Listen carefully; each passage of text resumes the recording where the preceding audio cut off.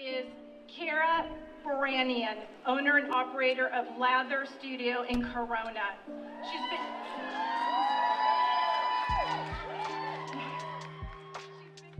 Never would I have imagined that a pandemic like COVID-19 is what I would face as a new business owner.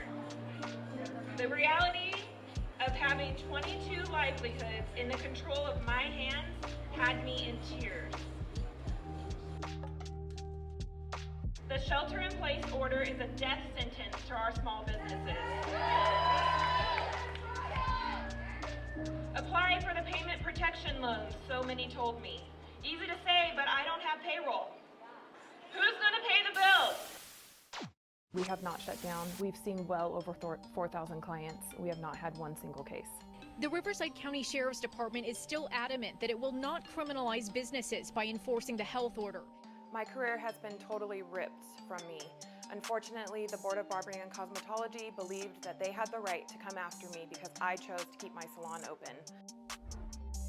Governor Newsom has said from the beginning that science and data would drive California's decision-making during the pandemic.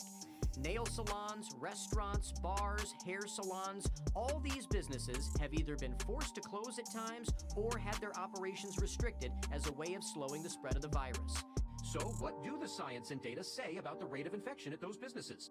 The short answer is, we don't know. And the state of California tells us it doesn't have the information. If they want to make an example of me, they're messing with the wrong person. Kira says she's countersuing the county for harassment. The Board of Supervisors, this whole thing is all about what's essential and non-essential. I'm way cleaner in here than a Target. She invites other small businesses to come stand beside her. From the beginning, I said I was ready to fight, and I am. Governor Newsom, we're very fortunate, is a great supporter of the mission of Stanford High. As he said in his first State of the State address, quote, California needs a comprehensive statewide strategy to uplift and upskill our workers. Please join me in welcoming Governor Gavin Newsom to the stage. I remember starting to talk about this on the campaign trail, and literally my campaign team said, stop. Don't talk about this robots are coming stuff. People are just anxious about this technology that allows the replacement of security guards, these large robotic units. He said, no pensions, no workers' comp, no complaining. Businesses are opening up in the Inland Empire, defying Governor Gavin Newsom's orders. But business owners say they aren't trying to disregard the guidelines, they're just trying to survive. Meaning humans complain, how dare they demand workers' comp? The governor was asked about why salons were in the next stage of the reopening plan and not the second phase, which goes into effect tomorrow. The governor said he is very worried because it's proven that COVID-19 can spread in a business that already uses a lot of safety measures. I now have no cosmetology license. It's affected every single thing about my life. I've fought so hard over this last year to make sure that my business was open and succeeding, and unfortunately, these unconstitutional guidelines completely destroyed my livelihood. I was excited. Finally went to Amazon Go, and didn't have to go up to Seattle. They have one now downtown, my old town, San Francisco. Fascinating. But there are 3.4 million cashiers that don't think it's that fascinating. What the hell do we do with them? Outdoor haircuts and takeout food. These are all some of the things that we have adapted to for nearly a year now. And many of the businesses that offer those services are struggling to survive while others have gone under. How are those decisions being made? The answer is unclear. Many of the practices that you would otherwise expect of modification were already in play in many of these salons with people that had procedure masks on and were advancing higher levels of sanitation. We called the governor's office to ask where the salon that had the first community transmission was located, but his representatives would not share that information. Several clients and stylists here at the salon today. It reopened yesterday after its temporary closure. The owner says she thought long and hard before making this decision. I feel like it is my constitutional right to be able to open my doors. Fastest growing parts of the state of California. Just interesting, the Inland Empire. Who would have thought? Then it makes perfect sense. There's a transition that folks in my business have to mind. and there's an anxiety. We're more efficient. The problem with the new technologies that are more efficient, you don't need any people. So what do the longshoremen want me to do? Understandably, they want me to shut down all the upgrades at the port. And they want me to write into the budget language, Bill, that they can't make these upgrades.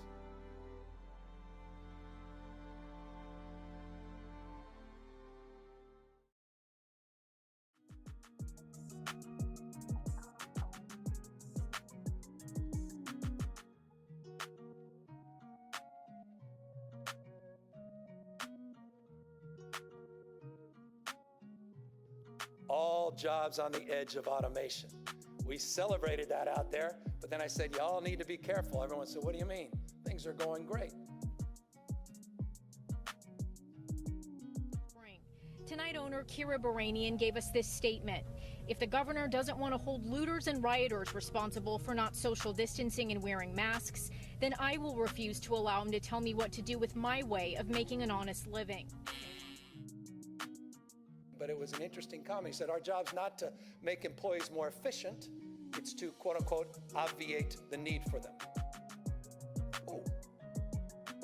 Kira says she will challenge anyone who tries to close her doors. But there's no law I'm breaking, so if I have to go as far as I have to go, it's totally fine.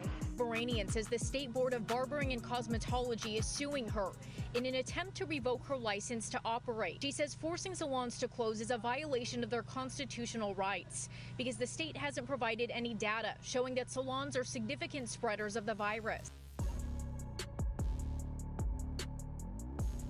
You know what, if you're gonna come at me and you're gonna try to push me basically out of a job, to close my business down, to force me to lock my doors, to not be able to provide for my family, along with the 24 other livelihoods that are in this salon, I want data proof, and they don't have it. But today the governor doubled down on his COVID-19 business closures. I don't even think I roll my eyes, I think I laugh. And I think that goes not just for myself, but for so many Californians. Those that have more stricter guidelines, we are not preempting their guidelines. We'll still allow them to move forward.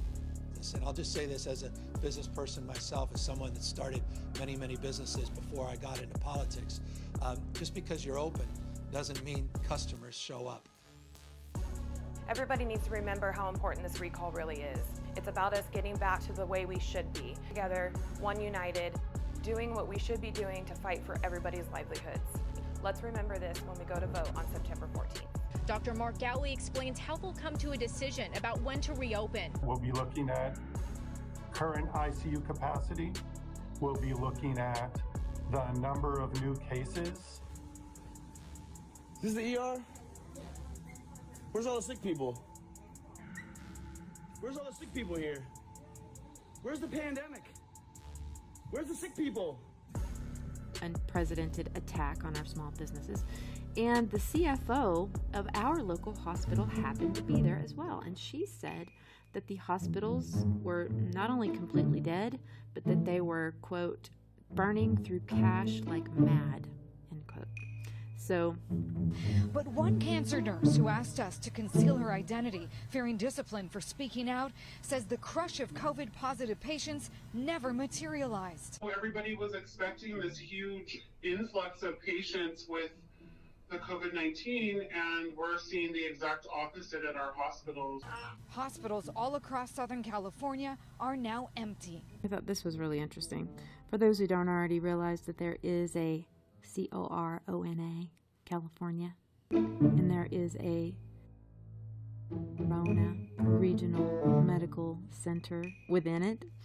And of the over a dozen hospitals this guy ran around diligently checking out, this one too had zero evidence of lines of people getting tested or evidence of chaos, but what it did have were big signs out front surrounded by orange that said, "Hospital Disaster Drill in Progress." Drill, huh? Interesting. Kira says she's prepared to take her lawsuit all the way to prove that these shutdowns are driven by politics instead of science. Imagine this. You have the key to a door that can literally change lives. If the door is open, mortgages are paid, food is on the table, water is running, stress levels go down, and the life comes back to 22 families. Would you unlock that door?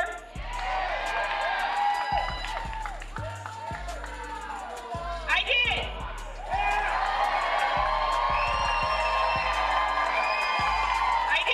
I unlocked that door. I took a stand against the government. The reality is the economy is shut down. Was it thought through? My opinion, no. If the government shut down the economy, what was the plan to help the business owners? There was no plan.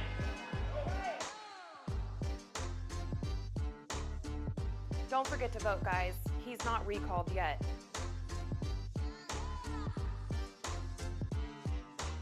Never forget, never again. It's time to recall Gavin Newsom.